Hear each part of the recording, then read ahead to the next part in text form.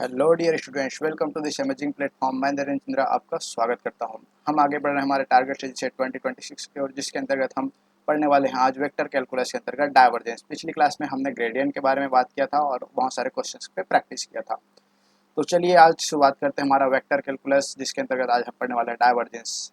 पिछली क्लास में ग्रेडियंट पे बात किए थे, उसमें कुछ चीज़ें छूट गई थी, उसको कवर कर लेते हैं। ठीक है, ग्रेडियंट हमारा ग्रेडियंट को हम किस टाइप से डिफाइन करते हैं। ग्रेडियंट को हम डिफाइन करते हैं, एक स्केलर फील्ड होता है। ग्रेडियंट के लिए क्या होता है, स्केलर फील्ड का हम लेते हैं, एक स्केलर फील्ड फाई है, तो इसके ग्रेडियंट ऑफ फाई को कैसे लिखते हैं। Gradient of phi equal to do divided by do X phi I के plus do phi divided by do Y J के plus do phi divided by do Z के। और इसका जो रिजल्ट मिलता है वो क्या होता है, एक वेक्टर होता है। ठीक है, इसका जो रिजल्ट आता है वो एक वेक्टर होता है। इसका फिजिकल सिग्निफिकेंट हमने देखा था। ये क्या देता है, gives the direction of maximum change in phi. जो फाई है आपका स्केलर फील्ड है, उसका किस डायरेक्शन में मैक्सिमम चेंज हो रहा है, उसमें किस डायरेक्शन में अत्यधिक परिवर्तन हो रहा है, उसी का डायरेक्शन देता है हमारा ग्रेडियंट। ठीक है, ग्रेडियंट इन स्फेरिकल, ये हमारी एक चीज छूट गई थी और दो चीजें उसको हम आज देख लेते हैं। Gradient in spherical polar coordinate system. देखिए, हमने ग्रेडियंट को देखा था कार्टेशियन कोऑर्डिनेट सिस्टम में, जिसमें ग्रेडियंट को कैसे लिखते हैं। Gradient of phi equal to do phi divided by do X I के do phi divided by do Y J के plus do phi divided by do Z के। जहाँ I cap J cap K cap X Y Z के respect में क्या होता है, unit vectors होते हैं। ठीक है, उसी प्रकार से हमारा एक दो और कोऑर्डिनेट होते हैं, स्फेरिकल कोऑर्डिनेट सिस्टम और cylindrical coordinate system. Spherical coordinate system में जो कोऑर्डिनेट्स होते हैं परपेंडिकुलर, वो क्या होते हैं, आर थीटा और फाई होता है। ठीक है, आर परपेंडिकुलर होता है थीटा का, थीटा परपेंडिकुलर होता है फाई का। ठीक है, इसमें स्फेरिकल कोऑर्डिनेट सिस्टम को मैं डिटेल से पढ़ाऊंगा, यहाँ पर एक स्मॉल दे देते हैं, स्मॉल इंट्रो दे देते हैं। ठीक है, ये देखिए, ये एक स्फीयर है जिसमें हमने इस डायरेक्शन को x कंसीडर किया है, इस डायरेक्शन को y कंसीडर किया है। ठीक है, और ये ऊपर वाला डायरेक्शन को z कंसीडर किया है। मान लीजिए कोई पार्टिकल यहाँ पर है p, तो यहाँ से इसके ओरिजिन से ये जो पॉइंट जाता है उसको हम लोग क्या बोलते हैं, उसको हम लोग बोलते हैं रेडियल कोऑर्डिनेट r बोलते हैं। ठीक है, और ये जो r है वह z डायरेक्शन से जो एंगल बनाता है उसे हम लोग बोलते हैं थीटा। ये z डायरेक्शन से जो एंगल बनाएगा उसे थीटा। और जब इस p का, इस r का हम एक्स वाई प्लेन में प्रोजेक्शन लेते हैं, उसको मैंने p डेश मान लिया है, o p डेश मान लीजिए। और इस ओ पी डेज का जो एक्स डायरेक्शन से एंटी क्लॉकवाइज डायरेक्शन में जो एंगल बनाता है उसको बोलते हैं हम लोग फाई। तो इसी आर थीटा और फाई, देखिए फाई का डायरेक्शन ये हो गया, आर का डायरेक्शन इस डायरेक्शन में है, जेड का डायरेक्शन ऊपर की ओर, तीनों एक दूसरे के परपेंडिकुलर होते हैं। ठीक है, तो इसी आर थीटा फाई कोऑर्डिनेट में हमारा जो ग्रेडियंट है उसको किस प्रकार से लिखते हैं हम देखते हैं। Gradient of F is equal to do F divided by do R, R cap direction में, आर कैप यूनिट वेक्टर है। उसी प्रकार से do one divided by R do F divided by do theta, theta cap direction. देखिए theta angle होता है यहाँ denominator में, आर रेडियल कोऑर्डिनेट है, आर मतलब डिस्टेंस का इसके पास, डिस्टेंस का इसके पास क्या है, डायमेंशन है। इसके पास थीटा का तो चूंकि कोई डायमेंशन नहीं होता, तो इसके नीचे में हमें एक डायमेंशन चाहिए होगा, नहीं तो डायमेंशनली ये इनकरेक्ट हो जाएगा। तो इसके लिए हम क्या करते हैं, इसे आर का मल्टीप्लाई कर देते हैं, तो आर थीटा बन जाता है, आर डो थीटा बन जाता है ये। उसी प्रकार से इस वाले में क्या होगा हमारा, do F divided by do phi one divided by R sine theta. R sine theta होता है, क्यों, क्योंकि देखिए यहाँ पर इसका प्रोजेक्शन लेते हैं तो ये आर कॉस थीटा बनता है, और इस डायरेक्शन में जो प्रोजेक्शन बनता है वो आर साइन थीटा बनता है। ठीक है, तो ये डिस्टेंस ही हमारा क्या बन गया है, आर साइन थीटा बन गया है। तो इसीलिए इसमें किससे मल्टीप्लाई करते हैं, यहाँ पर आर शिफ्ट हैं तो वैसे यहाँ पर किससे मल्टीप्लाई कर देते हैं, आर साइन थीटा से, क्योंकि ये डिस्टेंस क्या बन गया हमारा, आर साइन थीटा बन गया है। ठीक है, तो R sine theta do F divided by do phi phi के। इस प्रकार से हम स्फेरिकल कोऑर्डिनेट सिस्टम में ग्रेडियंट को लिखते हैं। इस पर आपको क्वेश्चन डायरेक्ट, ये आपको याद होना चाहिए, इस पे बेस्ड हम डायरेक्ट क्वेश्चन आता है। ठीक है, तो उसको अगर फार्मूला याद रहेगा तो आप डायरेक्ट बना पाएंगे, अगर फार्मूला याद नहीं रहेगा तो ये डायरेक्ट हम उसको नहीं बना पाएंगे, क्योंकि बहुत सारे क्वेश्चन आर थीटा फाई के टर्म में भी आपको देखने के लिए मिलने वाले हैं। आगे देखते हैं gradient in cylindrical coordinate system. Cylindrical coordinate system में हम ग्रेडियंट को कैसे लिख सकते हैं, देखिए सिलेंड्रिकल कोऑर्डिनेट सिस्टम कुछ इस टाइप से होता है, जिसमें सिलेंडर का जो इस टाइप का प्लेन होता है, इस टाइप का गोल प्लेन होता है, उसको हम मानते हैं एक्स वाई कोऑर्डिनेट मानते हैं, एक्स और वाई कोऑर्डिनेट। ठीक है, तो मान लीजिए कि यहाँ पर कोई पार्टिकल है, जिससे इस बिंदु से ओरिजिन से इसके ओरिजिन से जो मिलाएंगे इसको बोलते हैं हम लोग रो। ठीक है, ये रेडियल कोऑर्डिनेट होता है रो, आर भी लिख सकते हो आप, आर या फिर रो दोनों लिख सकते हो। ठीक है, और यह एक्स डायरेक्शन से जो एंगल बनाता है उसको बोलते हैं हम लोग फाई, फाई या फिर थीटा, बहुत जगह थीटा देखने को मिलेगा, बहुत जगह फाई देखने को, मैं फाई कोऑर्डिनेट यूज कर रहा हूँ। ठीक है, और उसके बाद में मान लीजिए ये वाला आपका सरफेस है, यहाँ पर इस प्लेन पर आपने बना दिया। ठीक है, इस प्लेन पे आपने R theta X Y coordinate को बना लिया। अब यहाँ से चूंकि पार्टिकल यहाँ पे है, तो यहाँ से यहाँ तक का जो डिस्टेंस होता है उसे हम लोग बोलते हैं जेड बोलते हैं। ठीक है, तो इस प्रकार से इसमें परपेंडिकुलर कोऑर्डिनेट्स क्या होते हैं, रो फाई और जेड होते हैं। तो इसके टर्म में हम ग्रेडियंट को किस प्रकार से देख सकते हैं, ग्रेडियंट ऑफ एफ क्या होता है, do F divided by do rho, rho के प्लस, क्योंकि यहाँ पर फाई क्या होता है, फाई आपका एक एंगल का कोऑर्डिनेट है जिसके पास कोई डायमेंशन नहीं होता, इसलिए इसको आर से मल्टीप्लाई कर देते हैं। ठीक है, आर से मल्टीप्लाई कर देंगे तो क्या हो जाएगा, 1 divided by rho do F divided by do phi, phi के plus do phi divided by do Z, ये Z cap direction, do phi divided by do Z Z cap direction में। ठीक है, इस प्रकार से हमने ग्रेडियंट को स्फेरिकल कोऑर्डिनेट सिस्टम और सिलेंड्रिकल कोऑर्डिनेट सिस्टम में देख लिया। इस पर हम बहुत सारे क्वेश्चन भी प्रैक्टिस करने वाले हैं, तो ये चीज़ें क्लियर हो जाएंगी और कोऑर्डिनेट सिस्टम को भी एकदम डिटेल से पढ़ने वाले हैं, तो ये सारी चीज़ें क्लियर हो जाएंगी। ठीक है, आगे बढ़ते हैं आज के हमारे टॉपिक पे, ग्रेडियंट पे। तो ग्रेडियंट ग्रेडियंट हम किसका लेते हैं, बेसिकली हम लेते हैं वेक्टर फील्ड का। इस पिछली क्लासेस में मैं बता चुका हूँ ग्रेडियंट, हम ग्रेडियंट डाइवर्जेंस और कर्ल किसका किसका लेते हैं वो बता चुका हूँ मैं।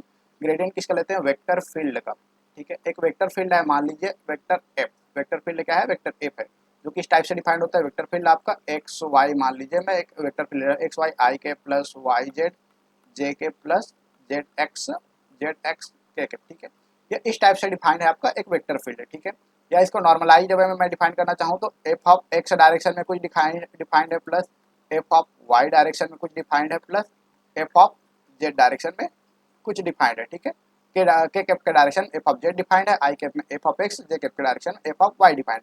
तो इसका जो डाइवर्जेंस है उसे क्या लिखते हैं हम लोग, divergence of vector F is equal to, divergence of vector F is equal to क्या होता है आपका, do divided by do X I cap, del जो डेल कोऑर्डिनेट है, डेल वेक्टर ऑपरेटर है उसको लिख लेते हैं पहले, do divided by do Y J cap plus do divided by do Z K cap. ठीक है, इनटू में क्या हो जाएगा, अगर मैं इसको लेके चलूँ तो F of X I cap plus F of Y J cap plus F of Z K cap. ठीक है, यहाँ पर मैं इसको माना हूँ। ठीक है, तो ये जनरलाइज्ड वे में इस टाइप से होता है, तो इसे आप ध्यान नहीं रखेंगे, ये क्वेश्चन नहीं है, ये मैं जस्ट कंसीडर किया, ध्यान रखिएगा, आप इसी को डेफिनेशन में मत लिखिएगा।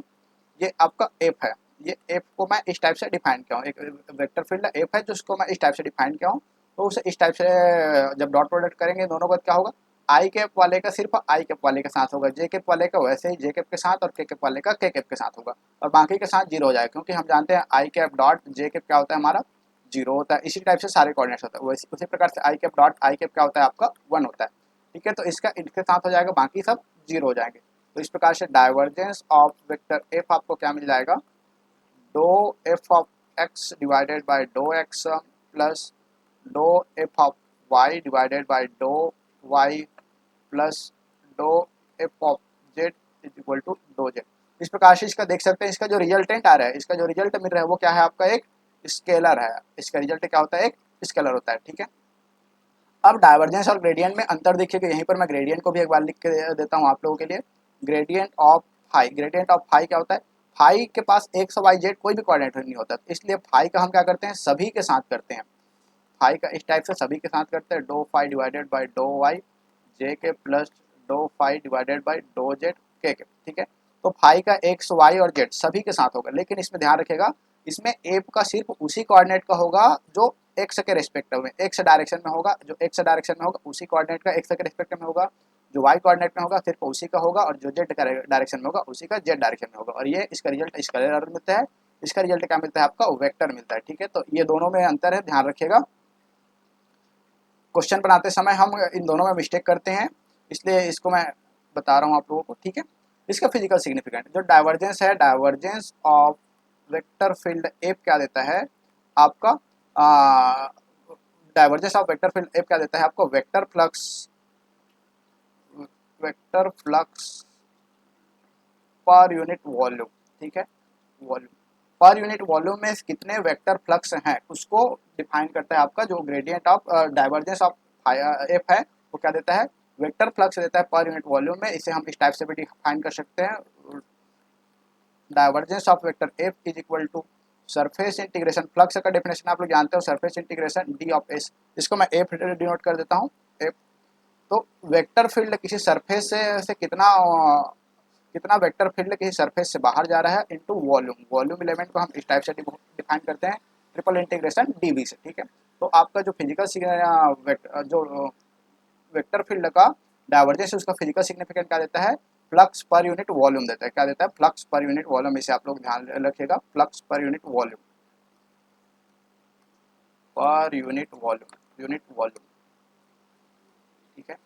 तो फ्लक्स पर यूनिट वॉल्यूम देता है और ये इसका मैथमेटिकल रिप्रेजेंटेशन होता है। इसको हम लोग बहुत बार यूज़ करने वाले हैं अभी क्वेश्चन प्रैक्टिस करने के लिए। जैसे कि आपको क्वेश्चन दे दिया, कोई फील्ड दे रखा है और उसमें क्या निकालना है, फाइंड फ्लक्स। फ्लक्स अगर निकालना है आपको तो आप सिंपली क्या कर देंगे, इस वाले टर्म को इस साइड पक्षांतर कर देंगे तो ये आपको फ्लक्स मिल जाएगा। तो फ्लक्स बराबर आप क्या लिखेंगे, volume integration of divergence of vector F dot D V, divergence of vector F dot D V. जो डाइवर्जेंस ऑफ एफ रहेगा उसका वॉल्यूम इंटीग्रेशन ले लेंगे तो वही आपको क्या दे देगा, फ्लक्स दे देगा। ठीक है, तो इसको ध्यान रखिएगा, आपका डाइवर्जेंस ऑफ वेक्टर फील्ड क्या देता है, फ्लक्स पर यूनिट वॉल्यूम को रिप्रेजेंट करता है। ठीक है, आगे बढ़ते हैं। डाइवर्जेंस, डाइवर्जेंस का एक और, इसको हम लोग इसका एक और सिग्निफिकेंट डायरेक्टर लिखते हैं हम लोग कि how any field is diverging, any field is diverging,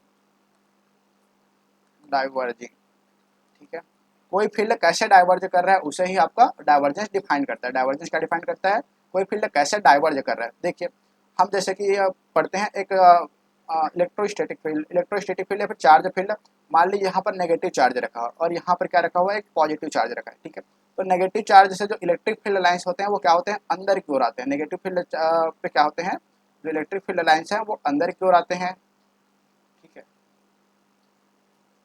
electric field negative charge पे अंदर की ओर आते हैं और जो पॉजिटिव चार्ज है उससे बाहर की ओर जाते हैं। इलेक्ट्रिक फील्ड लाइंस क्या होते हैं, नेगेटिव चार्ज पर अंदर की ओर आते हैं और पॉजिटिव चार्ज पर बाहर की ओर जाते हैं।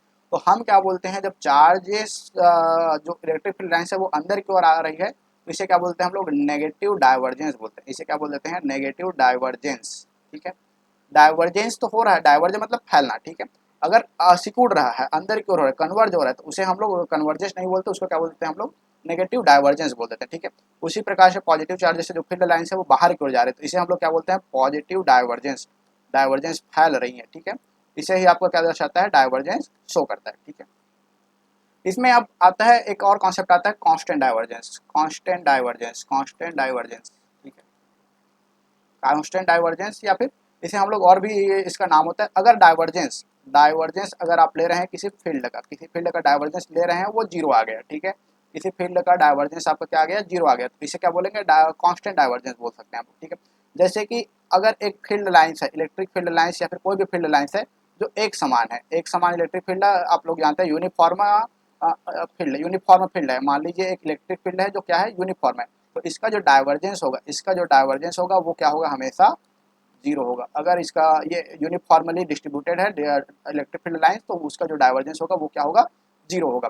तो इसमें जो मोस्ट इंपॉर्टेंट फार्मूला हम जानते हैं वो होता है आपका मैग्नेटिक फील्ड का। मैग्नेटिक फील्ड का आप सभी जानते हैं, मैग्नेटिक फील्ड, मैग्नेटिक फील्ड का जो डाइवर्जेंस होता है, मैग्नेटिक फील्ड का जो डाइवर्जेंस होता है, मैग्नेटिक फील्ड को हम बी से डिनोट करते हैं और इसका जो डाइवर्जेंस होता है वो क्या होता है, हमेशा जीरो होता है। क्यों जीरो होता है, अब देखिए आप मैग्नेट को जो दो पोल होते हैं, नॉर्थ और साउथ पोल, नॉर्थ और साउथ पोल। ठीक है, इसे कभी एक दूसरे से आप अलग नहीं कर सकते। ठीक है, जो चार्जेस होते हैं वो नेगेटिव चार्ज को और पॉजिटिव चार्ज को हम अलग अलग कर सकते हैं, लेकिन मैग्नेटिक फील्ड में नॉर्थ पोल और साउथ पोल को हम कभी अलग नहीं कर सकते। और इसमें से जो मैग्नेटिक फील्ड लाइन्स है वो मैग्नेट के अंदर एन से एस की ओर चलती है और मैग्नेट के बाहर कहाँ से चलती है, एन से शुरू होकर के एस पर खत्म हो जाती है। एन से शुरू होती है और कहाँ पर खत्म हो जाती है, एस पर खत्म हो जाती है। ये कैसे बनाती है, और एक बंद लूप बनाती है। क्या करते हैं, ये बंद लूप बनाती है। इसमें किसी कहीं पर भी ये फील्ड लाइंस कहीं पर भी डाइवर्ज या फिर कन्वर्ज नहीं हो रही होती है। ठीक है, ये डाइवर्ज या फिर कन्वर्ज नहीं हो रही होती है, ये क्या बनाती है, हमेशा एक बंद लूप बनाते हैं। इस वजह से इसका जो फील्ड लाइंस होता है, इसका जो डाइवर्जेंस होता है वो क्या होता है, आपका जीरो होता है। ठीक है, अगर और चूंकि जो मैग्नेट्स बनाने के लिए हम किसका यूज करते हैं, सोलेनॉइड का यूज करते हैं। किसका यूज करते हैं, सोलेनॉइड का। मैग्नेट बनाने के लिए किसका यूज करते हैं, सोलेनॉइड का यूज करते हैं। ठीक है, तो और मैग्नेटिक फील्ड लाइंस का जो डाइवर्जेंस होता है वो जीरो होता है। ठीक है, तो इसलिए अगर किसी भी फील्ड का डाइवर्जेंस जीरो है, अगर किसी भी फील्ड, मान लीजिए कोई वेक्टर फील्ड है एफ, इसका डाइवर्जेंस अगर जीरो है तो इस फील्ड को मैं क्या बोल देता हूँ, इस फील्ड को हम बोल देते हैं सोलेनॉइडल फील्ड, सोलेनॉइडल फील्ड। ठीक है, तो सोलेनॉइडल फील्ड बोल देते हैं। अगर किसी फील्ड का जो डाइवर्जेंस है वो जीरो होता है तो उसे हम लोग बोल देते हैं सोलेनॉइडल फील्ड। क्यों, क्योंकि मैग्नेटिक फील्ड लाइंस का जो डाइवर्जेंस होता है वो जीरो होता है और हम मैग्नेट बनाने के लिए सोलेनॉइड का यूज करते हैं। ठीक है, तो इसलिए बोल दिया जाता है कि सोलेनॉइडल फील्ड के लिए क्या होता है, उसका जो डाइवर्जेंस होता है वो हमेशा जीरो होता है। इस पर हम बहुत सारे क्वेश्चन आते हैं, which field is solenoidal field, या फिर रोटेशनल, ये सारी चीज़ें आपको ध्यान में रखनी है, ठीक है। तो सोलेनोइडल फील्ड किसे बोलेंगे? ऐसा फील्ड जिसका जो डाइवर्जेंस है वो हमेशा क्या हो जाए, जीरो हो जाए, उसे हम लोग क्या बोलेंगे? सोलेनोइडल फील्ड बोल देंगे, ठीक है। और डाइवर्जेंस किसको लिए जीरो होते हैं? एक कांस्टेंट फील्ड, कांस्टेंट डाइवर्जेंस किसके लिए होते हैं? कांस्टेंट डाइवर्जेंस या फिर जीरो डाइवर्जेंस। इसे कांस्टेंट डाइवर्जेंस नहीं बोलेंगे, इसे जीरो डाइवर्जेंस बोलेंगे, ठीक है। जीरो डाइवर्जेंस, जीरो डाइवर्जेंस किसके लिए होता है? यूनिफॉर्मली, यूनिफॉर्मली इलेक्ट्रिक फील्ड के लिए। अगर इलेक्ट्रिक फील्ड यूनिफॉर्म है या फिर मैग्नेटिक फील्ड यूनिफॉर्म है तो उसका जो डाइवर्जेंस होगा वो क्या होगा? जीरो होगा, ठीक है। ध्यान में रखिएगा इसको, सोलेनोइडल फील्ड के लिए जो डाइवर्जेंस होता है वो जीरो होता है, ठीक है। नेक्स्ट आगे बढ़ते हैं हम, divergence in Cartesian coordinate system. Cartesian coordinate system में डाइवर्जेंस क्या लिखते हैं? Divergence of F is equal to do F X divided by do X plus do F Y divided by do F Z divided by do Z, ठीक है। ये क्या होता है? और स्केलर क्वांटिटी होता है, ये क्या होता है आपका? स्केलर होता है। उसी प्रकार से आगे बढ़ते हैं, divergence in spherical coordinate system. Spherical coordinate system में हम जो फील्ड लाइंस होती है, जो वेक्टर फील्ड लाइंस होती है वो किस टाइप से होती है? ए आर आर के प्लस ए थीटा थीटा के प्लस ए फाई फाई के। इसमें किसके किसके कोऑर्डिनेट होते हैं? आर थीटा और फाई एक दूसरे के परपेंडिकुलर कोऑर्डिनेट्स हैं, ठीक है। तो इसका जो डाइवर्जेंस लेते हैं, इसका जो डाइवर्जेंस लिखेंगे, divergence of F is equal to 1 divided by R square do divided by do R square A R plus 1 divided by R sine theta do divided by do R A theta sine theta plus 1 divided by R sine theta और dot do divided by do phi A phi. इस formula का आप ध्यान रखिएगा, इसका बहुत बार use करने वाले हैं हम। डायरेक्ट क्वेश्चन इस पर फील्ड लाइन आपको इस आर थीटा फाई के टर्म्स में मिलेंगे, उसका डाइवर्जेंस आपको डायरेक्ट निकालने की आवश्यकता पड़ेगी, ठीक है। उसी प्रकार से divergence in cylindrical coordinate system. Cylindrical coordinate system में हम जो फील्ड लाइंस है उसको कैसे लिखते हैं? फील्ड का equation, field is equal to F of F rho rho के प्लस एफ फाई फाई के प्लस एफ जेड जेड के, ठीक है। इसका जो डाइवर्जेंस होता है, divergence of F is equal to 1 divided by rho do divided by do rho F of rho dot rho plus 1 divided by rho do divided by do F of phi plus do divided by do Z F of Z. ये दोनों formula बहुत important है, इसको याद रखिएगा आप, ठीक है। इसका डेरिवेशन करने जाएंगे तो ये डेरिवेशन बहुत बड़ा डेरिवेशन होता है, इस डेरिवेशन को करने की आवश्यकता नहीं है, या इस फॉर्मूले को याद रखिएगा, इसमें से डायरेक्ट क्वेश्चन हमारे सॉल्व हो जाएंगे, ठीक है। चलिए आगे बढ़ते हैं। आगे हाँ, एक चीज, कुछ चीज़ें छूट गई थी जिस पर क्वेश्चन एक 8 बार आया है, वो है फोर प्रोडक्ट ऑफ वेक्टर्स। जो फोर प्रोडक्ट वेक्टर्स का फोर प्रोडक्ट होता है वो किस टाइप से होता है? Vector A cross vector B dot vector C cross D. अगर ये चार वेक्टर है जिसका आपको पहले क्रॉस करना है उसके बाद डॉट प्रोडक्ट करना है, तो ये किस टाइप से डिफाइन होते हैं? सबसे पहले क्या करोगे? फर्स्ट दोनों का फर्स्ट डॉट प्रोडक्ट करोगे, उसके बाद सेकंड को सेकंड के साथ डॉट प्रोडक्ट करेंगे, ठीक है। उसके बाद फर्स्ट को इसके सेकंड के साथ और इसके सेकंड को इसके फर्स्ट के साथ, ठीक है। तो ये क्या हो जाएगा? ए का पहले सी के साथ ए डॉट सी और डॉट में ही रहेगा, बी का डी के साथ बी डॉट सी माइनस हो जाएगा, उसके बाद ए का डी के साथ में ए डॉट डी डॉट, उसके बाद फिर से बी का सी के साथ करेंगे। तो ये वेक्टर का फोर प्रोडक्ट इस टाइप से डिफाइंड होता है, ठीक है। नेक्स्ट है आपका एक और कॉन्सेप्ट है लैग्रांज मल्टीप्लायर का। अगर आपके पास कोई दो वेक्टर है, वेक्टर ए क्रॉस वेक्टर ए और वेक्टर बी है, ठीक है। दो वेक्टर आपके पास है, वेक्टर ए और वेक्टर बी। अब जब इनका क्रॉस प्रोडक्ट करोगे और क्रॉस प्रोडक्ट का करने के बाद इसका हॉल स्क्वायर लेंगे, तो ये किस टाइप से डिफाइन होता है? वेक्टर ए का मॉड का हॉल का स्क्वायर डॉट वेक्टर बी के मॉड के square into sine square theta होता है, ठीक है। उसी प्रकार से vector A dot vector B का हॉल स्क्वायर लोगे तो कैसे डिफाइन होता है? मॉड ऑफ वेक्टर ए के square dot mod of vector B के स्क्वायर कॉस स्क्वायर थीटा। इस पर क्वेश्चन सॉल्व करेंगे, उसके लिए बहुत इंपॉर्टेंट चीजें हैं, ठीक है। ये भी ध्यान रखिएगा, इस पर भी बहुत सारे क्वेश्चन आए हुए हैं। लैग्रांज मल्टीप्लायर पर भी बहुत सारे क्वेश्चन आपके डायरेक्ट बनते हैं, ठीक है। तो चलिए शुरुआत करते हैं आज क्वेश्चन का। आज आज के क्वेश्चन का फर्स्ट क्वेश्चन है आपके सामने, if P is a region in a ball of radius R and centered at the origin, its integral equal to. Its integral, आपको ये इंटीग्रल देखकर घबराना नहीं है, आपको ध्यान में रखना है कि ये तीन चीजें आपको दिख रही है, vector vector R divided, divergence of vector R divided by R cube, ठीक है। तो यहाँ इसको सॉल्व जब कर लिया तो ये पूरा इक्वेशन आपका सॉल्व हो जाएगा, ठीक है। तो चलिए सॉल्व करते हैं। क्या है आपका? Divergence of vector R divided by R cube. इसको सॉल्व कैसे कर सकते हैं? थोड़ा सा ध्यान दीजिए इसको सॉल्व करने के लिए। देखिए वेक्टर आर के बराबर क्या होता है? Vector R divided by R, ठीक है। तो इस आर के को, वेक्टर आर को क्या लिख सकते हैं हम? वेक्टर आर को यहाँ पर लिख सकते हैं आर डॉट आर का कैप, आर डॉट आर का कैप इस टाइप से लिखा जा सकता है, ठीक है। अब इस वैल्यू को अगर हम यहाँ पर पुट कर दें तो divergence of R dot R cap divided by R का क्यूब, ये क्या हो जाएगा आपका? डाइवर्जेंस ऑफ आर का R cap divided by R का स्क्वायर, ठीक है। अब ये आपका, ठीक है, अब ये आपका कौन से कोऑर्डिनेट सिस्टम में दिख रहा है आपको, आर के टर्म में है, एक्स वाई जेड के टर्म में नहीं है, आर के टर्म में है, और इसके पास सिर्फ आर वाला टर्म है, ठीक है। तो आप क्या कर सकते हो, इसको दो भागों में डिवाइड कर सकते हो, F of R, F field मान लेता हूँ मैं, एफ बराबर क्या है, वेक्टर एफ बराबर कैसे डिफाइंड है, ये इस टाइप से कंसीडर कर लेता हूँ मैं, सिंपल कर देता हूँ थोड़ा। वेक्टर एफ बराबर मैं मान लेता हूँ कैसे डिफाइंड, ये R cap divided by R का स्क्वायर, ठीक है। और जहाँ पर एफ क्या है, वेक्टर एफ को मैं और कैसे लिख सकता हूँ, F of R dot R cap, ठीक है।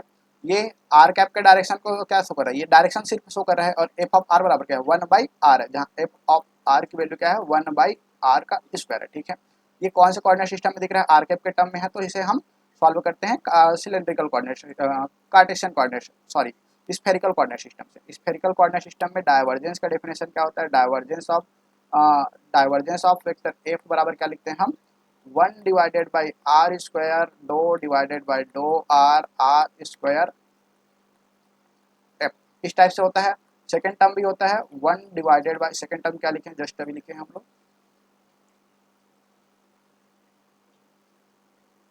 यहाँ पर ये divergence in spherical coordinate system, second term क्या लिखे हैं, 1/r sine theta, sine theta 1/r theta, ठीक है। तो चूंकि यहाँ पर थीटा और फाई का टर्म नहीं है, तो हमारा फर्स्ट टर्म से ही काम चल जाएगा, ठीक है। तो मैं फर्स्ट टर्म को ही लिखता हूँ, यहाँ पर देखिए फर्स्ट टर्म ही मैं लिख दिया हूँ, बाकी टर्म की मुझे जरूरत नहीं है, क्यों, क्योंकि इसके पास में थीटा और फाई का कोई कोऑर्डिनेट नहीं है, ठीक है। तो फर्स्ट टर्म ही लिख लेता हूँ, वेक्टर एफ, ठीक है।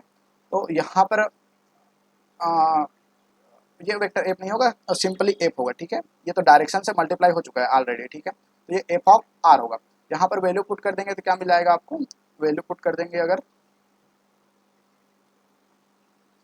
वैल्यू पुट कर देंगे तो डाइवर्जेंस ऑफ वेक्टर एफ बराबर क्या मिल जाएगा आपको, 1/r² into do divided by do R into R square. F of R की वैल्यू क्या है, 1/r है, 1/r का स्क्वायर है, तो ये आर से आर स्क्वायर कट जाएगा, और 1 का अगर आप आर के रिस्पेक्ट में डेरिवेट करोगे तो वो क्या मिलेगा आपको, 0 मिलेगा, ठीक है। 0 मिलेगा, तो डाइवर्जेंस ऑफ वेक्टर एफ बराबर क्या मिल गया आपको, 0 मिल गया। मतलब आपके यहाँ तक की वैल्यू, ये जो हम इक्वेशन सॉल्व कर रहे हैं, ये वाला कंप्लीट इक्वेशन, इसकी वैल्यू क्या मिल गई है, 0 मिल गई हम, ठीक है। Divergence of R, vector R divided by R cube is equal to 0 मिल गई है। ये 0 मिल गया है, तो पूरा इक्वेशन आपका क्या हो जाएगा, पूरा इंटीग्रेशन किसके वैल्यू बराबर हो जाएगा, 0 के बराबर। ऑप्शन नंबर सी इसके लिए करेक्ट आंसर हो जाएगा, ठीक है। चलिए सॉल्व करते हैं आगे। हाँ, if A is vector A is equal to I cap, ये आई कैप है, e to power x plus sine Y plus J cap e to power y cos Y, then vector A is, अब आपको बताना है rotational, solenoidal, irrotational, ठीक है। देखिए इसमें कुछ चीज़ें होती हैं, उसको ध्यान में रखिएगा। रोटेशनल कहने का मतलब क्या है, जब मैं कर्ल पढ़ाऊंगा तो ये रोटेशनल टर्म आएगा, कर्ल पढ़ेंगे तो कर्ल को हम किस टाइप से डिफाइन करते हैं, एक वेक्टर फील्ड के लिए लेते हैं, वेक्टर फील्ड के लिए कर लेते हैं, वो किस टाइप से डिफाइन होता है, कर्ल ऑफ वेक्टर फील्ड हम इस टाइप से डिनोट करते हैं, ठीक है। तो रोटेशनल के लिए कंडीशन क्या होता है, curl of vector field, curl of vector field क्या हुआ, not not is equal to zero, not is equal to zero होना चाहिए, ठीक है। उसी प्रकार से इरोटेशनल के लिए क्या होना चाहिए, curl of vector A is equal to zero, ठीक है। अगर ये इसका कर्ल 0 के बराबर है तो उसे इरोटेशनल बोल देंगे, और 0 के बराबर नहीं है तो उसे रोटेशनल बोल देंगे। सोलेनॉइडल के लिए कंडीशन क्या है, सोलेनॉइडल के लिए कंडीशन ये होता है कि वेक्टर ए का जो डाइवर्जेंस है, divergence of vector A is equal to 0, divergence of vector A क्या होना चाहिए, 0 होना चाहिए। चलिए सॉल्व करते हैं इस क्वेश्चन को हम। सबसे पहले डाइवर्जेंस लेकर के देखते हैं इसका। वेक्टर ए आपके पास दे रखा है e to power x sine Y I के plus e to power x cos Y J के, ठीक है। इसका डाइवर्जेंस लेंगे, डाइवर्जेंस ऑफ वेक्टर ए लेंगे तो हमारा क्या हो जाएगा, ये आई कैप का आई कैप वाला टर्म है, तो इसका एक्स के रेस्पेक्ट में होगा, इसका वाई के रेस्पेक्ट में होगा। मैं डायरेक्ट कर दे रहा हूँ, आप कर सकते हो सिंपल करके इसको, डेल की वैल्यू लिख दीजिए, उसके बाद ए की वैल्यू फिर मल्टीप्लाई करके लिख सकते हैं। मैं डायरेक्ट कर रहा हूँ यहाँ पर, इसका मुझे आई है तो इसको एक्स के रेस्पेक्ट में करना है, ये जे है तो इसको वाई के रेस्पेक्ट में करना है। एक्स के रेस्पेक्ट में करूँगा तो ई टू पावर एक्स का, E to power X sine Y का क्या रहेगा, एज इट इज रह जाएगा, ठीक है। प्लस इसका y के रेस्पेक्ट में करूँगा तो e टू पावर x, तो वैसे ही रह जाएगा y, cos y का क्या हो जाएगा, माइनस आ जाएगा, ठीक है। तो यहाँ पर क्या आ जाएगा, माइनस साइन y हो जाएगा, माइनस साइन y हो जाएगा। जब इसको सॉल्व कर दूंगा तो ये माइनस में है और ये प्लस में है, तो दोनों इक्वल टू 0, ठीक है। तो इससे क्या पता चल गया, ये सोलेनॉइड है, ये सोलेनॉइडल है, ये सोलेनॉइडल है, ठीक है, ये सोलेनॉइडल है, ठीक है। नेक्स्ट देखते हैं इसके लिए हम, ये रोटेशनल है कि रोटेशनल है। इसके लिए कर्ल निकालते हैं, curl of vector A, curl of vector ए, इसका कर्ल निकालना कर्ल ऑफ वेक्टर ए इस टाइप से होता है। कर्ल निकालने का फॉर्मूला आपको पता है, मैं बता चुका हूँ। कर्ल जब पढ़े थे आई cap J cap cross product में जब पढ़े थे आई cap J cap K cap, curl के लिए हम इस टाइप से लिखते हैं, इसको मैं अच्छे से लिख देता हूँ, डेल क्रॉस वेक्टर ए को हम इस टाइप से डिफाइन करते हैं, ठीक है। ये सेकेंड टर्म में do divided by do X, do divided by do Y, do divided by do Z, और इसमें इसमें एक्स का कंपोनेंट, इसमें वाई का कंपोनेंट और इसमें जेड का कंपोनेंट, ठीक है। तो यहाँ पर आपका क्या क्या कंपोनेंट है, आई का कंपोनेंट है और जे का कंपोनेंट है, ठीक है। ये आई का है और जे का है, जेड का कंपोनेंट जीरो है, तो इसे हम लोग सिंपली लिख सकते हैं I cap J cap K cap, और यहाँ पर do divided by do X, do divided by do Y, do divided by do Z, और यहाँ पर क्या क्या कंपोनेंट्स है, e to power X sine Y, e to power X cos Y, और ये वाला टर्म जीरो, ठीक है। जब इसको सॉल्व करेंगे तो आई कैप के लिए इसका मल्टीप्लाई इसके साथ होगा और इसका मल्टीप्लाई इसके साथ, देखिए e टू पावर एक्स और साइन वाई, इसका मल्टीप्लिकेशन जेड के साथ करेंगे तो ये ऑलरेडी जीरो दे देगा। जे कैप के लिए वैसे ही करेंगे तो इसका तो जीरो ही होगा, जे कैप के लिए इसका इसके साथ फिर से करेंगे तो ये भी आपका जीरो ही देगा, ये भी इसके आई कैप के लिए इसके जीरो ही हो जाएगा, इसके लिए भी जीरो। हमारे पास जो वैल्यू मिलेगी वो सिर्फ के कैप के लिए मिलने वाली है, ठीक है। तो मैं डायरेक्ट के कैप के लिए वैल्यू लिखता हूँ, के कैप के लिए क्या मिलने वाली है, इसका इसके साथ मल्टीप्लिकेशन होगा तो एक्स के रेस्पेक्ट में इसका डेरिवेट होगा, तो e टू पावर एक्स का क्या आ जाएगा, e टू पावर एक्स ही आ जाएगा, कॉस वाई का कॉस वाई, ठीक है। उसके बाद माइनस इसका इसके साथ होगा, ठीक है। तो y के रेस्पेक्ट में इसका करेंगे तो साइन वाई का क्या हो जाएगा, कॉस वाई, तो e to power X cos Y, ठीक है।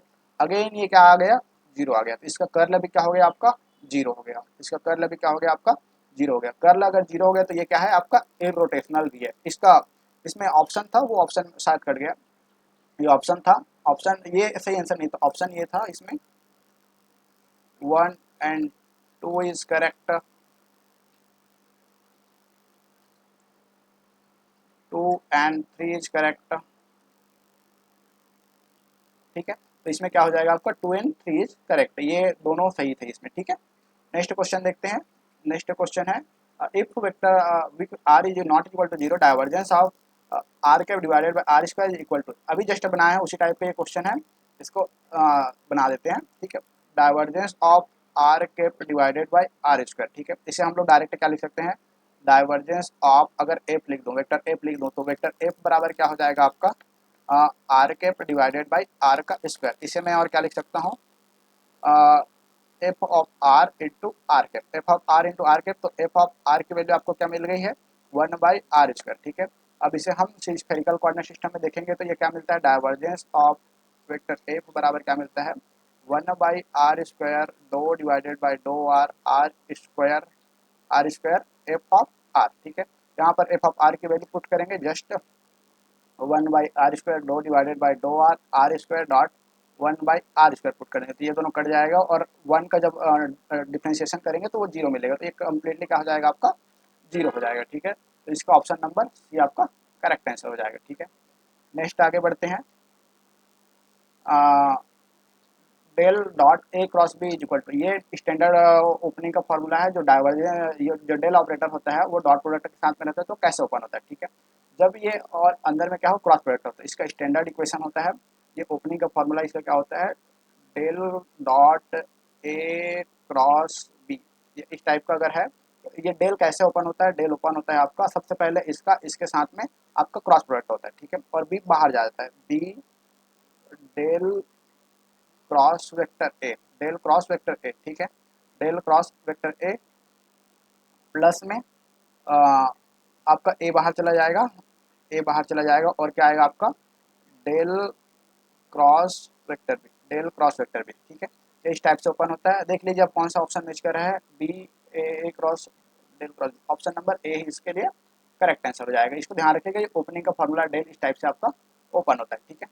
नेक्स्ट क्वेश्चन देखते हैं, if the magnitude of the vector A is 1 and the vector B is 5, आपके पास एक दो वेक्टर दे रखे हैं, ए जिसका मैग्नीट्यूड क्या है 1 है, एक वेक्टर है बी जिसका मैग्नीट्यूड 5 है, then the A cross B का whole square plus A dot B का होल स्क्वायर, अभी जस्ट मैं बताया था लैग्रांज मल्टीप्लायर से, जिसमें क्या होता है लैग्रांज मल्टीप्लायर,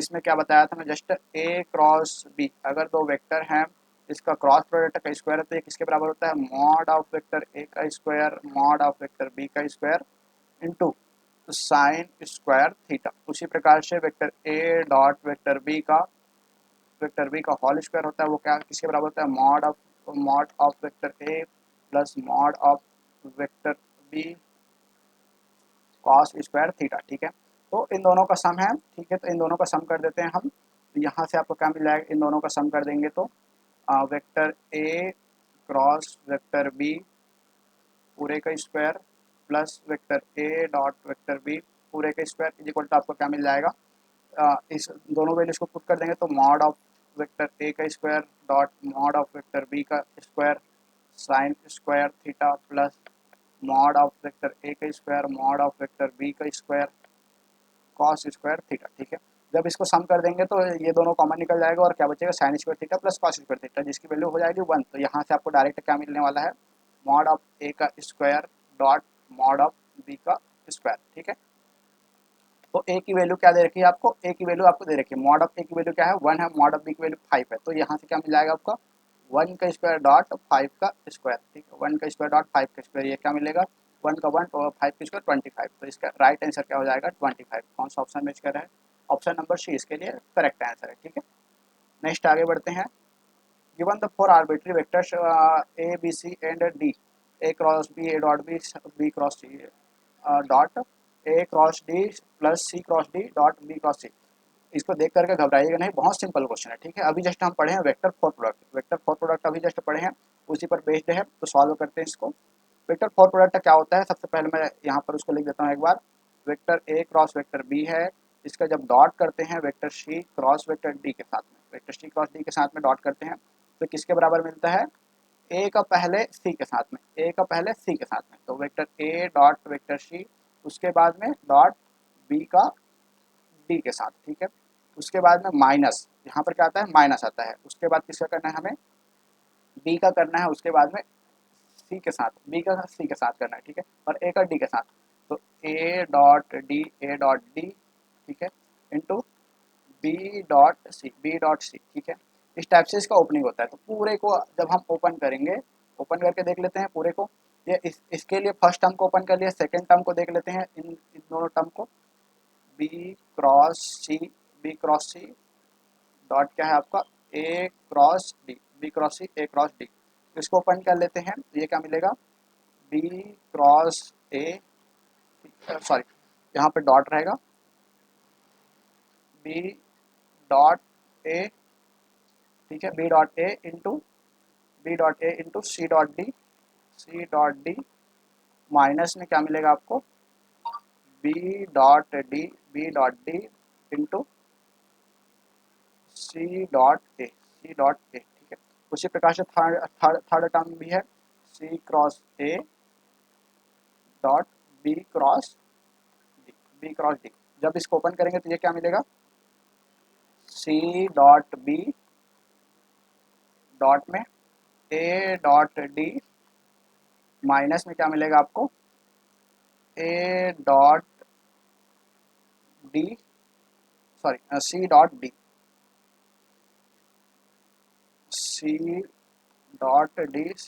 डी इंटू में क्या मिलेगा, ए डॉट बी। ठीक है, अब यहाँ से देखते हैं A dot D B dot C. ठीक है, इसमें कहाँ पर आ रहा है, A dot D B dot C. आप जानते हैं डॉट प्रोडक्ट में क्या होता है, ए डॉट बी किसके बराबर होता है, बी डॉट सी के बराबर होता है। ठीक है, ये कम्यूटेटिव होते हैं, A dot B dot C के बराबर होते हैं। तो हम इसको ये जो इक्वेशन ए डॉट डी और बी डॉट सी ये किसके बराबर हो गया आपका, बी डॉट सी और या फिर और ए डॉट डी के बराबर, तो इससे ये वाला कट जाएगा।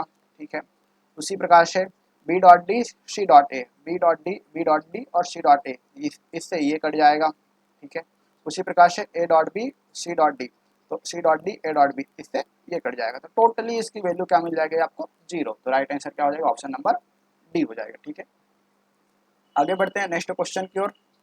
If A is solenoidal then, अभी जस्ट मैंने बताया अगर ए क्या है, सोलेनॉइडल है। सोलेनॉइडल के लिए कंडीशन क्या होता है, सोलेनॉइडल के लिए मैं जस्ट कंडीशन बताया कि इसका जो डाइवर्जेंस है वो क्या होना चाहिए, 0 होना चाहिए। ठीक है, तो इसका कौन सा इक्वेशन दिख रहा है, ये कर्ल है, ये तो कर्ल है, ठीक है। कर्ल कर्ल जीरो है तो ये क्या हो जाएगा आपका इररोटेशनल हो जाएगा, और ये वाला क्या शो कर रहा है आपका डाइवर्जेंस जीरो करे, तो ऑप्शन नंबर ए सही हो जाएगा, ठीक है। मॉड ऑफ, अगर इसका मॉड ऑफ ए है तो ये क्या हो जाएगा आपका यूनिट वेक्टर हो जाएगा, यूनिट वेक्टर हो जाएगा, ठीक। आगे बढ़ते हैं। If A is such that vector A del cross A is equal to zero then A is called, अभी जस्ट मैं बताया ए क्रॉस जीरो है तो ये क्या होता है आपका इररोटेशनल होता है। इसके लिए कंडीशन जस्ट हम पढ़े थे, A cross A del cross A zero होना चाहिए। सोलेनॉइड के लिए कंडीशन क्या है, डेल क्रॉस डॉट ए ये जीरो होना चाहिए। रोटेशनल के लिए कंडीशन क्या है, del cross A not is equal to zero होना चाहिए, ठीक है। तो ये तीनों कंडीशन याद रखेगा इररोटेशनल, सोलेनॉइडल और रोटेशनल के लिए। तो इसमें सही ऑप्शन क्या हो जाएगा आपका, इसमें करेक्ट ऑप्शन हो जाएगा option number one, option number one irrotational, ठीक है। आगे बढ़ते हैं नेक्स्ट क्वेश्चन की ओर। If A is a constant vector then, अगर ए क्या है कांस्टेंट वेक्टर है तब इस इक्वेशन की आपको वैल्यू बताना है, ठीक है। सॉल्व कर लेते हैं। अभी जस्ट डेल्टा को डेल ऑपरेटर को ओपनिंग करने का मैं मेथड आपको बताया हूँ, ए क्रॉस आर, जैसे कि अभी जस्ट देखें हम लोग del dot A cross B रहता है, तो ये इसको ओपनिंग कैसे करते हैं हम, डे बी बाहर चला जाता है, बी पहले बाहर चला जाता है, डेल क्रॉस ए प्लस उसके बाद क्या आता है, बी बाहर चला जाता है, उसके बाद क्या आता है डेल क्रॉस बी होता है, ये ए बाहर चला जाता है, सॉरी डेल क्रॉस बी होता है, ठीक है। तो इस प्रकार से इसमें वैल्यू रख देते हैं। ये क्या मिलेगा, सबसे पहले आर बाहर चला जाएगा, vector R del cross vector A, ठीक है, del cross vector A plus क्या हो जाएगा आपका ए बाहर चला जाएगा, del del cross vector R, del cross vector R, ठीक है। क्योंकि डेल क्रॉस ए क्या है कांस्टेंट वेक्टर, कांस्टेंट वेक्टर का आप डिफरेंशिएशन लोगे, कांस्टेंट वेक्टर का डिफरेंशिएशन लोगे तो वो क्या मिलेगा आपको जीरो मिलेगा। तो फर्स्ट टर्म तो ऐसे ही जीरो हो गया। सेकेंड टर्म को देखते हैं, इसको सॉल्व कर लेते हैं, ठीक है।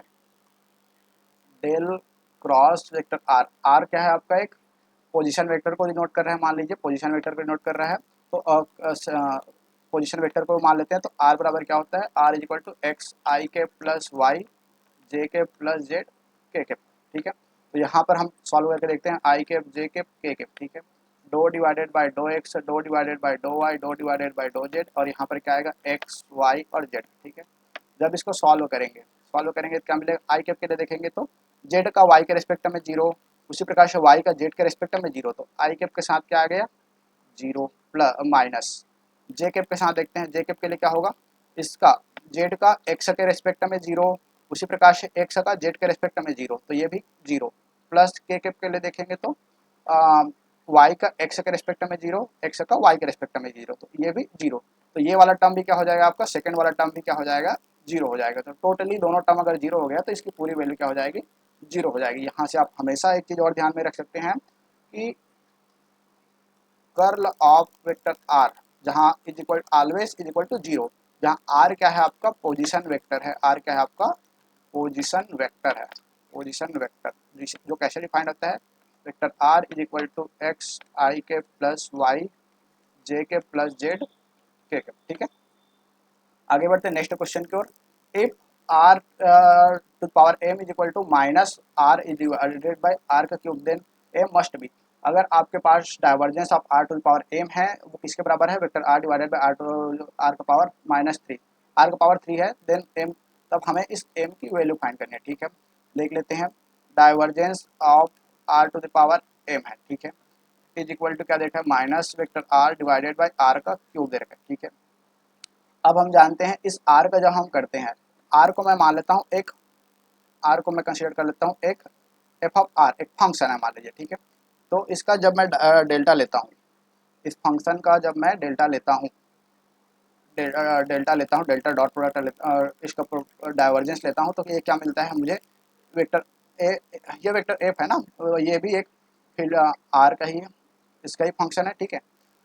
सॉरी, ये आर क्या है आपका एक स्केलर फील्ड है, आर क्या है आपका एक स्केलर फील्ड है, ठीक है, तभी तो ये वेक्टर के फॉर्मेट में आ रहा है, मतलब ये ग्रेडियंट है, ये आर एक स्केलर फील्ड है, इस साइड में आपको वेक्टर के फॉर्मेट में आ रहा है, मतलब क्या है हुआ है इसका ग्रेडियंट हुआ है। तो एक फील्ड ले लेता हूँ scalar field F of R, ठीक है, जिसका मुझे ग्रेडियंट लेना है, ग्रेडियंट लेना है तो ये कैसे डिफाइन होता है, ग्रेडियंट जब मैं लेता हूँ तो इस आर का एक बार डिफ्रेंशिएशन होता है, एफ का डिफ्रेंशिएशन होता है और उसके साथ में क्या रहता है, इस एफ आर का एक यूनिट वेक्टर रहता है, एफ आर का यूनिट वेक्टर रहता है। जैसे कि हम करते हैं ना यहाँ पर एक्स का जब मैं करता हूँ do divided by do X करता हूँ तो क्या मिलता है, do divided by do X, just 1 minute, ठीक है।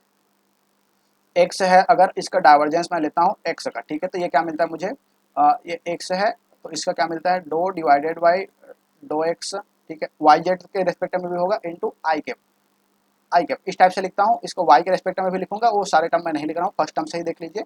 अगर तो इसका एक्स का क्या होता है, एक बार डिफरेंशिएशन होता है, एक बार डिफरेंशिएशन होता है, तो मैं उसको एक बार डिफरेंशिएशन एफ डैश आर के टर्म में लिख दे रहा हूँ, ठीक है।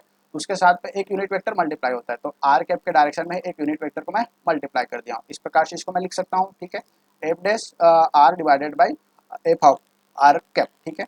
और इस एफ ऑफ आर का जो कैप है इसको मैं क्या लिख सकता हूँ, अभी जस्ट मैं देखा हूँ, vector F of R divided by में एफ ऑफ आर का मैग्नीट्यूड, इस टाइप से लिख सकता हूँ।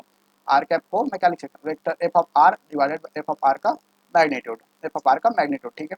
तो सारी चीज़ें यहाँ पर पुट कर देते हैं हम। Divergence of R to power M के लिए तो ये क्या हो जाएगा, इस आर टू पावर एम का क्या हो जाएगा, एक बार डिफ्रेंशिएशन, तो आर टू पावर एम का डिफ्रेंशिएशन आर के रेस्पेक्ट में करूँगा तो क्या मिलेगा, M into R to power M minus one into R F of R का कैप, एफ ऑफ आर का कैप, एफ ऑफ आर का कैप को मैं क्या लिख सकता हूँ, F of R divided by F of R, इस टाइप से, ठीक है। तो ये क्या मिल जाएगा आपको, यहाँ पर आपको क्या मिल जाएगा, आर का कैप मिलेगा, ठीक है, आर का कैप मिलेगा। इस आर का कैप को और क्या लिख सकता हूँ मैं आगे बढ़ा करके, M R to power M minus one dot vector R divided by R, vector R divided by R, R ऊपर चला जाएगा तो यहाँ से क्या मिल जाएगा आपको, divergence of sorry gradient of R to power M is equal to M R to the power M minus two into vector R, ठीक है। और ये किसके बराबर है, ये किसके बराबर है, यहाँ पर दे रखा है हमारा, ये किसके बराबर है, आर जो gradient of R to power M minus R is vector R divided by R का क्यूब के बराबर, ठीक है। तो लिख देता हूँ ये किसके बराबर है, minus minus vector R divided by R का cube, vector R divided by R का क्यूब, तो आर से आर कैंसिल हो गया, ठीक है। तो M R to power M minus two किसके बराबर है आपका, माइनस आर को ऊपर ले जाऊँ तो आर का पावर माइनस थ्री, आर का पावर माइनस थ्री। यहाँ से कंपेयर करके हम देख सकते हैं कि एम की वैल्यू क्या होगी, एम की वैल्यू क्या है, यहाँ पर माइनस वन है, एम की वैल्यू यहाँ पर माइनस वन पुट करेंगे तो माइनस आर हो जाएगा, यहाँ पर माइनस करेंगे तो minus minus minus one minus two करके माइनस थ्री बन जाएगा। तो इस प्रकार से एम की वैल्यू हमने क्या निकाल ली, माइनस वन निकाल ली, ठीक है। तो इसको ध्यान में रखिएगा, इस टाइप से आप इसको सॉल्व कर सकते हैं। एम की वैल्यू क्या आ जाएगी आपकी, माइनस वन आ जाएगी यहाँ से, ऑप्शन नंबर डी इसका करेक्ट आंसर हो जाएगा, ठीक है। इसको ध्यान में रखिएगा, क्या होता है, एक बार एफ ऑफ डेस होता है और उसके बाद एफ ऑफ आर का जो यूनिट वेक्टर होता है, जिस डायरेक्शन में हो रहा है उस डायरेक्शन पे यूनिट वेक्टर रहता है, ठीक है। तो ये आर का हो रहा है, यहाँ पर हम आर का कर रहे हैं ना, तो आर का कैप का यूनिट वेक्टर रहेगा। इस टाइप से आप क्वेश्चन सॉल्व कर सकते हैं।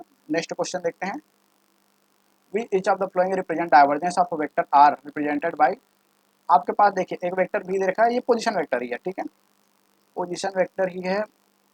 ये यहाँ पर जेड कैप है, ठीक है, I cap J cap plus C Z cap, sorry ये के कैप जेड है, के कैप जेड है, ठीक है। ये पोजीशन वेक्टर ही है, ये क्या लिखा है दिख नहीं रहा है अच्छे से, vector R equal to X I cap plus Y J cap plus Z K cap है, ठीक है। इसका क्या लेना है, हमें डाइवर्जेंस लेना है, इसका डाइवर्जेंस लेना है इस पोजीशन वेक्टर का। तो ये क्या होगा आपका, फर्स्ट एक्स के रेस्पेक्ट में इसका एक्स का होगा प्लस दो वाई के रेस्पेक्ट में वाई का होगा प्लस दो जेड के रेस्पेक्ट में जेड का होगा, ठीक है। तो यहाँ से वन मिलेगी, यहाँ से भी वन मिलेगा, यहाँ से भी वन मिलेगा, तो टोटल क्या हो जाएगा थ्री।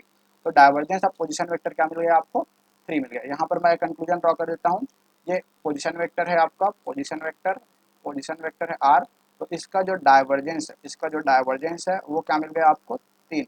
लेकिन इसका जो कर्ल है, इसका जो कर्ल है वो क्या मिलता है, जस्ट पहले देखें, इसका कर्ल हमेशा जीरो मिलता है। नेक्स्ट क्वेश्चन देखते हैं, if phi is equal to X square minus Y Z, तो इसका ग्रेडियंट लेना है। फाई क्या है, स्केलर फील्ड है जिसका ग्रेडियंट लेना है, कौन से पॉइंट पे, 3, 4 और 1 पे। इसको आपके लिए होमवर्क है, इसको सॉल्व कीजिएगा। पिछले क्लासेस में मैं इस पर बहुत सारे क्वेश्चंस करा चुका हूँ, ठीक है। तो इसको सॉल्व करके इसका जो ऑप्शन है वो कमेंट कीजिएगा, ठीक है। क्वेश्चन नंबर मैं इसको मान लेता हूँ क्वेश्चन वन होमवर्क के लिए क्वेश्चन वन मान लीजिए इसको, ठीक है। नेक्स्ट क्वेश्चन देखते हैं, if tan inverse if f is equal to tan inverse y by x then divergence into gradient f equal to, ठीक है। आपको दो लेना है, डाइवर्जेंस ग्रेडियंट ऑफ f लेना है, ठीक है। तो सॉल्व करते हैं, चलिए। ग्रेडियंट ऑफ एफ, सबसे पहले ग्रेडियंट ऑफ एफ इस टाइप से डिफाइन होता है। इसका क्या लेना है, डाइवर्जेंस लेना है, डाइवर्जेंस लेना है। तो ग्रेडियंट ऑफ एफ ले लेंगे तो ये क्या बन जाएगा, एक वेक्टर फील्ड बन जाएगा। एफ क्या है आपका, एक स्केलर फील्ड है। एफ का जब हम ग्रेडियंट ले लेंगे तो ये एक वेक्टर बन जाएगा, ठीक है, वेक्टर फील्ड बन जाएगा। और उस वेक्टर फील्ड का फिर से हम डाइवर्जेंस ले रहे हैं, ठीक है, तो ये वैलिड कुछ ना कुछ रिजल्ट जरूर देगा, ठीक है। इसको जब सॉल्व करेंगे तो ये क्या मिल जाएगा, इसको हम इस टाइप से सॉल्व कर सकते हैं। ब्रैकेट को ओपन कर देंगे तो डेल्टा के स्क्वायर एफ इस टाइप से भी लिख सकते हैं इसको, ठीक है। तो इसको सॉल्व करते हैं सबसे पहले। तो ये क्या मिलेगा, डो डिवाइडेड बाय डो, क्योंकि लास्ट में डाइवर्जेंस है तो लास्ट में जो वैल्यू मिलेगा वो स्केलर के टर्म में मिलेगा, ठीक है। तो इसको मैं डायरेक्ट लिख देता हूँ, do square divided by do X square F plus do square divided by do Y square F plus do square divided by do Z square F, ठीक है। एफ की वैल्यू मैं पुट कर देता हूँ, एफ की वैल्यू मैं put कर देता हूँ। एक बार इंटीग्रेशन करके करेंगे, ठीक है। Do divided by do X, एक बार इंटीग्रेशन करके मैं पहले वैल्यू पुट कर देता हूँ एक बार, ठीक है। Do divided by do X क्या है आपका, tan inverse Y by X, tan inverse Y by X, ठीक है। और इस tan inverse Y by x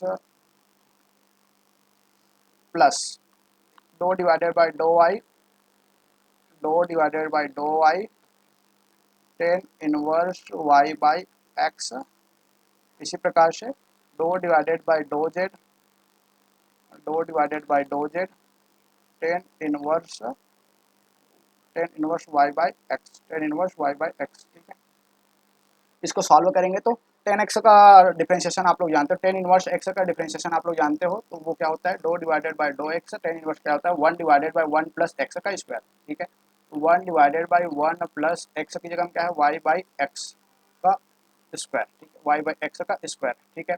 into x के रिस्पेक्ट में है तो इस एक्स का भी होगा, एक्स ऊपर चला जाएगा तो माइनस एक्स, ठीक है, माइनस एक्स, और इसका डिफरेंशिएशन होगा तो माइनस बाहर आ जाएगा तो माइनस, और एक्स का माइनस है तो माइनस, और एक और माइनस आ जाएगा तो माइनस टू, ठीक है। तो इसका क्या मिलेगा, वाई डिवाइडेड बाई एक्स का स्क्वायर, इसका डिफरेंशिएशन क्या हो जाएगा, वाई डिवाइडेड बाई एक्स का स्क्वायर, ठीक है। उसी प्रकार से वाई के रिस्पेक्ट में करेंगे, इसका वाई के रिस्पेक्ट में करेंगे तो ये क्या मिलेगा, do divided by do Y into Y के रिस्पेक्ट में कर देंगे तो टेन, टेन का पहला होगा तो टेन का तो वही फॉर्मूला लगे, वन प्लस एक्स का स्क्वायर, एक्स क्या है, वाई डिवाइडेड बाई एक्स का स्क्वायर इंटू वाई के रिस्पेक्ट में करेंगे तो वाई ऊपर में है तो वाई कट जाएगा और क्या बचेगा, वन बाई एक्स, ठीक है। अब इसका जेड के रिस्पेक्ट में, इसके पास तो जेड का टर्म ही नहीं है, एक्स और वाई का टर्म है, तो ये क्या हो जाएगा, डायरेक्ट जीरो हो जाएगा, ठीक है। सॉल्व करते हैं आगे, इसको हम लोग क्या लिख सकते हैं, do divided by do X into ये वाई को ओपन कर देंगे, एक्स को ओपन कर देंगे तो एक्स इधर, एक्स ऊपर में, ठीक है। तो X square divided by X square plus Y square into minus में है ये वाई डिवाइडेड बाई एक्स का स्क्वायर, ठीक है, प्लस इसको ओपन कर देंगे, बाहर क्या है, do divided by do Y, इसको भी ओपन करके लिख देते हैं तो ये भी सिमिलर बन जाएगा, X square divided by X square plus Y square into one divided by X, ठीक है। इसको एक स्टेप और सॉल्व कर लेते हैं, उसके बाद डिफ्रेंशिएशन करेंगे। Do divided by do X क्या बन जाएगा हमारा, एक्स से एक्स कट जाएगा तो minus of Y divided by X square plus Y square, ठीक है। Plus similarly do divided by do Y solve करेंगे तो एक्स से एक्स कट जाएगा तो एक एक्स ऊपर बचेगा, X divided by X square plus Y square, X square plus Y square, ठीक है। अब इसको हम और सॉल्व करने के लिए क्या कर सकते हैं, do divided by do X, इसको ऊपर ले लेते हैं, ठीक है। तो क्या हो जाएगा, minus Y into X square plus Y square power minus one, ठीक है, plus do divided by do Y, ये क्या बन जाएगा आपका, X into X square plus Y square का पावर माइनस वन, ठीक है। सॉल्व कर देते हैं, एक्स के रिस्पेक्ट में करना है तो ये पूरे टर्म का पहले होगा, एक बार इस पूरे टर्म का होगा उसके बाद एक्स का होगा, तो ये पूरे टर्म का होगा तो क्या मिलेगा, वाई का माइनस वाई मैं बाहर ले लिया उसको, ठीक है। इसका मैं जब पूरे का करूँगा तो क्या मिलेगा, minus one into X square plus Y square का पावर माइनस वन है तो ये माइनस टू हो जाएगा इंटू, जब टू एक्स का होगा तो एक्स स्क्वायर का होगा तो ये क्या मिलेगा, टू एक्स, ठीक है। प्लस उसी प्रकार से वाई वाले टर्म का करेंगे तो एक्स तो बाहर चला जाएगा, वाई वाले टर्म का तो यहाँ पर माइनस है तो माइनस बाहर आ जाएगा, ठीक है। तो माइनस वन और X square plus Y square पूरे का पावर माइनस टू हो जाएगा, वाई का जब होगा तो ये टू वाई, ठीक है। तो इसको जब सॉल्व करेंगे तो ये क्या मिलेगा, माइनस माइनस का प्लस हो जाएगा और ये नीचे चला जाएगा तो यहाँ पर टू क्या क्या बच गया, ऊपर में two X Y divided by X square plus Y square और पूरे का स्क्वायर, ठीक है। उसी प्रकार से यहाँ पर प्लस माइनस का माइनस क्या बच गया, टू एक्स वाई 2xy नीचे में X square plus Y square पूरे का होल स्क्वायर, दोनों सिमिलर है तो ये दोनों एक दूसरे से कट जाएगा। लास्ट आंसर आपका क्या आ गया, जीरो आ गया। लास्ट आंसर आपका क्या आ गया, जीरो आ गया। ठीक है, तो इस फील्ड का जो डाइवर्जेंस, जो ग्रेडियंट ऑफ डाइवर्जेंस लोगे तो वो क्या आएगा आपको, जीरो आ गया। ठीक है, तो फील्ड तो फील्ड डिपेंड करेगा ना, ध्यान रखिएगा। और अगर यहीं पर आपको इस टाइप से मिल गया, ठीक है, ग्रेडियंट ऑफ एफ, जो ग्रेडियंट ऑफ एफ लिया हो उसका कर्ल आ जाए, उसका कर्ल आ जाए। ठीक है, तो इसको आपको सॉल्व करने की बिल्कुल भी जरूरत नहीं है, आप इसको डायरेक्ट कर सकते हैं। ठीक है, ग्रेडियंट ऑफ एफ, इसको कैसे लिखते हैं हम, ग्रेडियंट ऑफ एफ। ठीक है, इस टाइप से है कर्ल, तो डेल क्रॉस एफ। ठीक है, जब इसको सॉल्व करेंगे तो सॉल्व करने की जरूरत नहीं है, क्योंकि हम जानते हैं डेल क्रॉस डेल ये क्या होता है, हमेशा जीरो होता है। ठीक है, डेल क्रॉस डेल करते हैं जब हम, तो ये जीरो आ जाता है। क्यों जीरो आ जाता है, जैसे तो हम जानते हैं ना, वेक्टर ए क्रॉस वेक्टर ए बराबर क्या होगा, ए डॉट, सॉरी ये इसका मैं फार्मूला लिख देता हूँ। क्रॉस प्रोडक्ट का फार्मूला हम सभी जानते हैं, इनके बीच का एंगल क्या होता है, 0 डिग्री होता है। 0 डिग्री एंगल रहेगा, अगर इसके पास अगर 0 डिग्री एंगल रहेगा तो उसका क्रॉस प्रोडक्ट क्या होगा, क्रॉस प्रोडक्ट होगा उसका zero. Vector A dot B को क्या लिख देते हैं, ए बी साइन थीटा लिखते हैं। अगर ये theta is equal to 0 degree यहाँ पर हो जाएगा तो साइन जीरो बराबर जीरो होता है। ठीक है, तो इसको आपको सॉल्व करने की जरूरत नहीं है, इसको आप डायरेक्ट लिख सकते हैं जीरो। लेकिन इस टर्म में ग्रेडियंट ऑफ एफ का डाइवर्जेंस लिया हो तो इसको आपको सॉल्व करने की जरूरत पड़ेगी। ठीक है, आगे बढ़ते हैं नेक्स्ट क्वेश्चन की ओर। नेक्स्ट क्वेश्चन है, the divergence of vector field F eight a point is given by. इस फील्ड का आपको डाइवर्जेंस देना है। और क्या क्वेश्चन है, ठीक है, through the surface of cube defined है। ठीक, चलिए इसका डाइवर्जेंस निकालते हैं। सबसे पहले इस फील्ड का डाइवर्जेंस निकालते हैं। फील्ड क्या दे रखा है आपको, एफ इज इक्वल टू इतना। इसका डाइवर्जेंस मैं डायरेक्ट लिखता हूँ, ये आई कैप है, ये जे कैप है और ये के कैप। ठीक है, ध्यान रखिएगा। तो इसका डाइवर्जेंस मैं लिखते जाता हूँ, एक्स इसका एक्स के साथ होगा, इसका वाई के साथ, इसका जेड के साथ। तो डाइवर्जेंस ऑफ एफ को हम लोग डायरेक्ट क्या लिख सकते हैं, एक्स के रेस्पेक्ट में करेंगे तो 4 आ जाएगा। ठीक है, प्लस वाई के रेस्पेक्ट में जब करेंगे तो ये 2 बाहर आ जाएगा, तो 6 XY। ठीक है, प्लस जेड के रेस्पेक्ट में करेंगे तो 3 बाहर आ जा 3 सामने आ जाएगा, तो ये क्या हो जाएगा 3XY जेड का स्क्वायर। अब कौन से पॉइंट पर, 2 to 1 पॉइंट पे, 2 to 1 इस पर वैल्यू रख देते हैं। तो divergence of vector F is equal to आपको क्या मिल जाएगा, 4 का तो 4 प्लस 6 इंटू एक्स की वैल्यू क्या है 2, वाई की वैल्यू क्या है 2, प्लस 3 एक्स की value 2 into 2 plus into z की वैल्यू क्या है 1। ठीक है, सॉल्व कर देते हैं तो 4 प्लस 2 इंटू 2 4, 4 इंटू 6 24, 4 इंटू 6 24। ठीक है, उसके बाद प्लस 4 इंटू 3 12। जब इसको सॉल्व कर देंगे तो ये क्या मिल जाएगा, 28 30 40। ठीक है, इसका राइट आंसर क्या हो जाएगा आपका, ऑप्शन नंबर सी हो जाएगा, ऑप्शन नंबर सी 40 आ जाएगा। ठीक है, आगे बढ़ते हैं नेक्स्ट क्वेश्चन की ओर। If the vector field is defined by F 3x square plus 2y square Z cube, the flux of the field through the surface of cube is defined by. अब इसमें क्या निकालना है आपको, फ्लक्स निकालना है। जस्ट मैं थोड़ी देर पहले आपको फ्लक्स का निकालना बताया था। फ्लक्स बराबर हम क्या लिख सकते हैं, डायरेक्ट फ्लक्स, फ्लक्स बराबर हम डायरेक्ट क्या लिखते हैं, flux is equal to volume integration of vector F का divergence into DV, vector F का डाइवर्जेंस इनटू डीवी। ठीक है, तो सॉल्व कर लेते हैं। एफ की वैल्यू आपको दे रखी है, इसका डाइवर्जेंस मैं डायरेक्ट लिख देता हूँ। ठीक है, ये आई कैप के टर्म में है, ये जे कैप और ये के कैप के टर्म में वेक्टर फील्ड है। ठीक है, तो इसका डाइवर्जेंस क्या हो जाएगा, डाइवर्जेंस ऑफ वेक्टर एफ बराबर क्या मिलेगा आपको, इसका एक्स के रेस्पेक्ट में करूँगा तो 6x। ठीक है, 6x प्लस इसका वाई के रेस्पेक्ट में करूँगा तो 2, इसका जेड के रेस्पेक्ट में करूँगा तो इसका जेड के रेस्पेक्ट में करूँगा तो 3z स्क्वायर। ठीक है, इसका डाइवर्जेंस मिल गया। इसका वॉल्यूम इंटीग्रेशन कहाँ से कौन सी लिमिट है, 0 से लेकर के 2 के बीच में, 0 से लेकर के 2 के बीच में करना है मुझे। ठीक है, तो 0 से 0 और 2 मैं इसका लिमिट लेकर इसका वॉल्यूम इंटीग्रेशन करता हूँ। तो integration volume integration x 0 to 2 0 to 2 0 to 2। ठीक है, y का टर्म इसमें है ही नहीं, तो डायरेक्ट x का टर्म से ही हो जाएगा 2 प्लस 3z का स्क्वायर। ठीक है, y का टर्म है नहीं तो y का टर्म को मैं डायरेक्टली हटा देता हूँ। ठीक है, y के लिए इंटीग्रेशन को मैं डायरेक्ट हटा देता हूँ, तो यहाँ पर क्या मिलेगा D x D Y.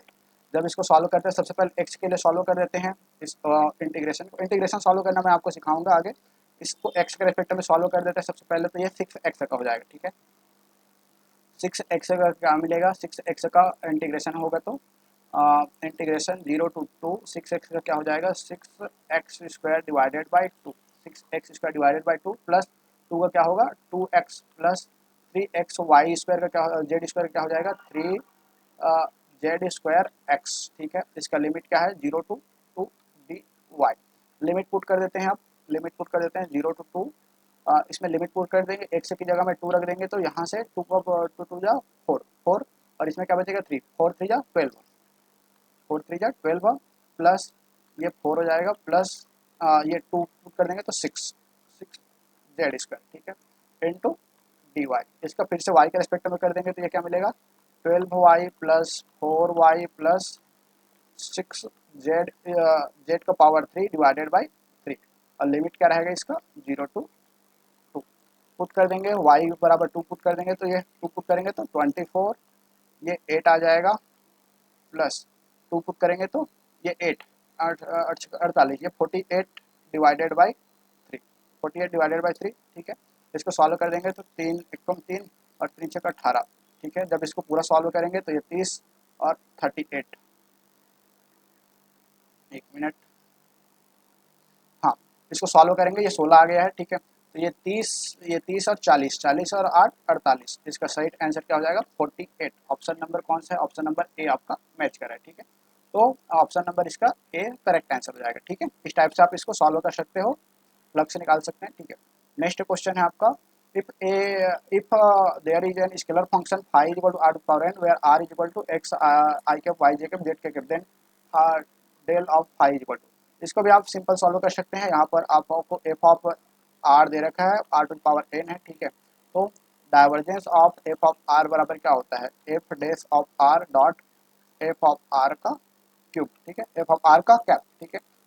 Del of r to power n का डेल करेंगे तो क्या मिलेगा n r to power n minus 1 into r का कैप। r का कैप को क्या लिख सकते हो आप लोग, simply vector r divided by r, यहाँ पर वैल्यू पुट कर देंगे तो n r to power n minus 1 into r का vector r divided by r, vector r divided by r, ठीक है। r ऊपर चला जाएगा तो ये क्या मिलेगा आपको n r to power n minus 2 into vector r, ठीक है। तो कौन सा ऑप्शन मैच कर रहा है, ऑप्शन नंबर बी इसका करेक्ट आंसर हो जाएगा, ठीक है। आगे बढ़ते हैं नेक्स्ट क्वेश्चन की ओर। नेक्स्ट क्वेश्चन है, if the divergence of vector field at a point will be 0 if the field lines are, अगर जो डाइवर्जेंस है वो फील्ड लाइन का 0 है, डाइवर्जेंस 0 है, ठीक है। इस टाइप से हमने जस्ट देखा था, ये फील्ड लाइंस अगर पैरेलल है और यूनिफॉर्मली है तो इसका जो डाइवर्जेंस होता है वो क्या होता है 0 होता है। तो इसके लिए क्या हो जाएगा पैरेलल। डाइवर्जिंग अगर डाइवर्ज कर रहा होगा तो पॉजिटिव डाइवर्ज होता है, कन्वर्जिंग इसके लिए क्या होता है पॉजिटिव डाइवर्जेंस होता है, ठीक है। अगर ये कर्व कन्वर्ज कर रहा है तो इसके लिए क्या बोलते होते हैं हम नेगेटिव डाइवर्जेंस होता है। और कर्व आपका कुछ भी टाइप से हो सकता है, डाइवर्ज भी हो सकता है और कन्वर्ज भी हो सकता है। इसके लिए राइट आंसर क्या हो जाएगा आपका पैरेलल हो जाएगा, ठीक है। नेक्स्ट क्वेश्चन देखते हैं, if the divergence of the position vector are is, अब डाइवर्जेंस, इसका डाइवर्जेंस जस्ट मैं निकाला हूँ, उसका आंसर क्या आया था 3 आया था, आप एक बार सॉल्व कीजिएगा, ठीक है। नेक्स्ट क्वेश्चन देखते हैं, the equation indicating the solenoidal nature of vector. अब एक इक्वेशन जो solenoidal nature of vector, vector B का सोलेनोइडल नेचर को रिप्रेजेंट करता है वो क्या होता है आपका divergence of vector B is equal to 0। अब आपके लिए आज की क्लास को यहीं खत्म करते हैं। आपके लिए होमवर्क है 2 क्वेश्चन। क्वेश्चन 1 है F is equal to 3 X square Y I के plus 3 Y square Z J के प्लस 3 जेड स्क्वायर एक्स के देन फाइंड, आपको इसके लिए कर्ल फाइंड करना है और डाइवर्जेंस फाइंड करना है। उसी प्रकार से दूसरा क्वेश्चन आपके लिए है F is equal to X square Y I के प्लस वाई जेड जे के प्लस जेड एक्स के find electric flux in unit volume cube. आपको यूनिट वॉल्यूम में लिमिट लेना है, आपको 0 to 1 0 to 1 और 0 to 1। इसके लिए आपको क्या फाइंड करना है फ्लक्स फाइंड करना है, ठीक है। फ्लक्स आपको फाइंड करना है, ये फील्ड की वैल्यू दे रखी है, इसके लिए आपको फ्लक्स फाइंड करना है। फ्लक्स फाइंड करने का मैं आपको बता चुका हूँ, फ्लक्स बराबर आपको डायरेक्ट करना है वॉल्यूम इंटीग्रेशन ऑफ इस डाइवर्जेंस ऑफ एफ का वॉल्यूम इंटीग्रेशन लेना है, ठीक है। इतना फाइंड करना है आपको। इसी के साथ आज की क्लास को यहीं खत्म करते हैं। नेक्स्ट क्लासेस में हम कर्ल पे बात करेंगे और बहुत सारे क्वेश्चंस प्रैक्टिस करेंगे, ठीक है। तब तक के लिए धन्यवाद, मिलते हैं अगले क्लासेस में।